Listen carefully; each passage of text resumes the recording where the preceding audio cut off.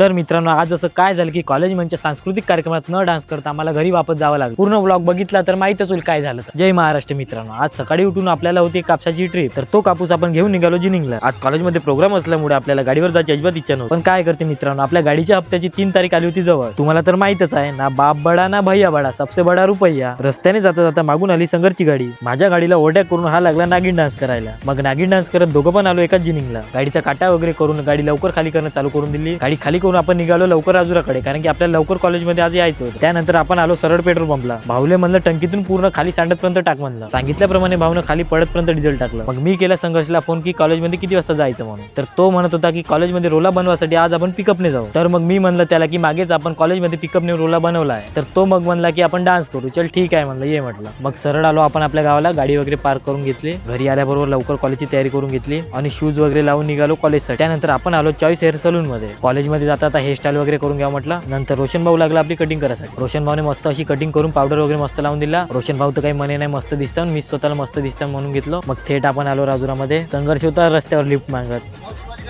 बस ना बस, शिवाजी कॉलेज चालू बस. त्यानंतर आपल्याला घ्यायचे होते कपडे. मग आलो आपण नक्षत्र फॅशन मॉल मध्ये. बस आम्ही आता तयारी वगैरे केली, ड्रेस वगैरे चेंज केले.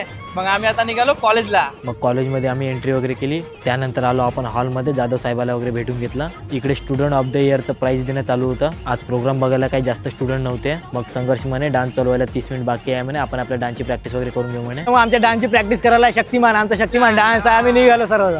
इकडे आल्यावर यायचं काहीतरी अलगच चालू होतं. यायचा काहीतरी भूताचा डान्स असं काहीतरी वाटत आहे. हे भूत रात्री अशी गीतं धावत आलं तर माणूस जीव सोडून देईल. सर्वजण आपापल्या डान्सची प्रॅक्टिस करत होते. आम्ही पण लागलो. मग शोधू कुठं कुठं दिसला ग बाई दिसला. पुन्हा एकदा रिपीट करायचा.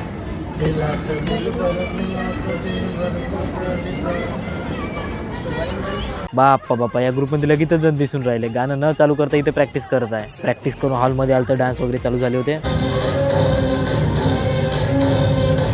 आम्ही विचारच केला होता डान्स बघायसाठी जर कमी पब्लिक राहील तर आपण डान्स नाही करू म्हणून. एवढी पब्लिक बघून आमची पण डान्स करायची अजिबात इच्छा नव्हती. मग चाल म्हटलं आपण घरी जाऊ म्हटलं, इथं आपला डान्स बघायला कोणीच नाही म्हटलं. मग आम्ही थोडे नाराज होऊन निघालो बाहेर. तर मित्रांनो, आजचा हा ब्लॉग इथे समाप्त करणार आलो, कारण का आम्हाला तिथे काही मजा येऊन नव्हती राहिली.